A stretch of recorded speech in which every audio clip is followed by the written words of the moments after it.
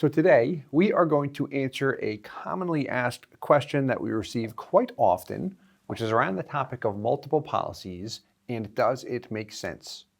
Often we receive the question, hey, why would anyone look at multiple life insurance policies? Like, why not just try and get it right with one policy? Maybe two. But why would I look at 5, 10, or 30 policies like I see some people do or hear about sometimes? Well, we're really going to break down how a policy works to provide some actual details to this answer. So let's have some fun. The first time that we actually hear that question, meaning if you asked me that question, hey, does it make sense to take out a second policy? How I would answer it is first with a follow-up question, which is, what is the reason for that second policy? You've got one policy in force already. What's the reason for the second policy? Because when you look at a cash value life insurance policy, specifically if your goal is cash value, here are the next two follow-up questions I'm going to ask. What is the worst part about any whole life insurance policy? No matter how well it's designed, the perfect policy, what's the worst part about it? The first year. I get less money in cash value than what I pay in because of that underlying base premium. It does not show up in cash value. What's the best part about a whole life insurance policy in respect to the cash value? Every year after the first year, the money's compounding, premium dollars start to come back to work for me like PUA dollars, and it gets better and better over time. All right, I'm loving it.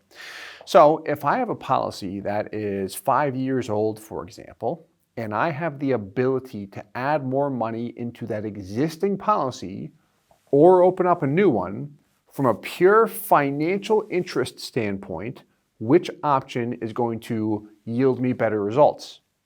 Adding to the existing policy. I don't have to go through the initial insurance expenses again. To demonstrate this very quickly, so when you have a life insurance policy, if you're paying any amount of money into a product, base premium dollars in respect to your cash value typically do not show up in cash value in the first year and sometimes the first and second year. And the reason why, this is where the insurance company is really going to overcharge me for the death benefit or cost of insurance up front. As time passes, however, after the first year, first and second year, premium dollars will begin to capitalize the policy and you'll see them show up in cash value. Whereas PUA dollars, I often like to refer to this as a cash dump-in. Money I pay in here shows up in cash value. Does get you some death benefit. We'll make this dollar sign small. But really, why so many people allocate money toward the PUA rider is to accelerate that cash value growth and see more money in the policy today that they can access, begins compounding, all the fun stuff that we talk about all the time. So, little exercise here. If you have a policy that has a $100,000 MEC limit and you've paid in $50,000, let's assume you are in, for simplicity here,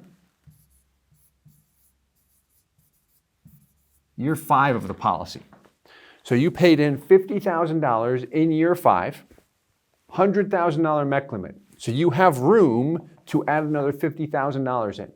At that point in time, if you are considering a new policy, if you start a new policy, you're starting year 1 again with that new policy. Anything you direct toward the base premium will not show up in cash value. You've got to go through the capitalization phase again. Early cash values, not as attractive, has to break even, all that good stuff. Whereas this guy, where premium dollars and PUA dollars are all coming back to work for me, year 5, if I have another $50,000, maybe it's another $5,000 or $10,000, whatever it might be, instead of starting a new policy and taking on a new premium, I'll see it all show up in cash value, compound faster, and I'll do much better today, long term as well. So that is one way to look at it, but is that the end all be all? Absolutely not. So again, what is the specific reason for it? There's been times where we've worked with individuals and they have not max funded an existing policy specifically because they wanted more death benefit. They said, hey, I took on some more debts. Specifically here, I need more life insurance, and I'd like it to be a cash value life insurance policy as well. So what I like to do there is not just say, okay, here, sign right here, let's get it going. No. If it was me, I'd want to slow down, and specifically what I want to see is, Well, what does it look like if I continue to plow more money into my existing policy? How quickly can I increase that death benefit? And will that satisfy everything? Because that'll give me more cash value. Yes, it doesn't generate a new first-year commission, but who cares about that? So if you're an agent, just focus on doing the right thing for the client, giving them the most value, and everything else will come. But if they said, no, I need another $5 million in death benefit or another $1 million, then okay, it makes sense for a new policy there.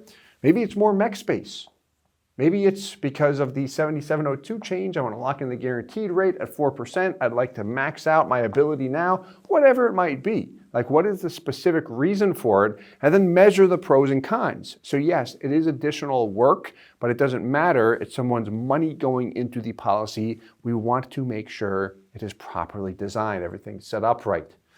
We don't want to take out another policy just because we think it's a good idea. That's where people get frustrated.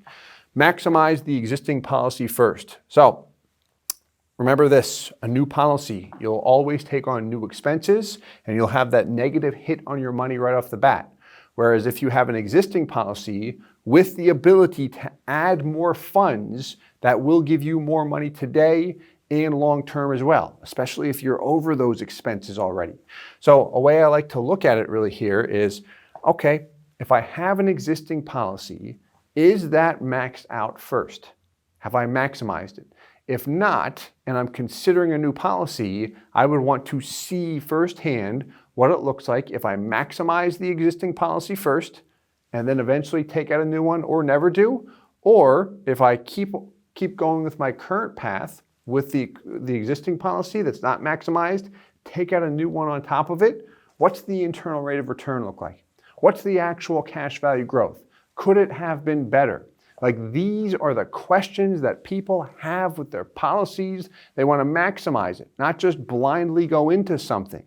So, hope that this provided some context. In our next video, we're really going to take a deep dive and look at an analysis of about one policy compared to 6 or 7 new policies and just how we maximized everything. It'll be a fun case study.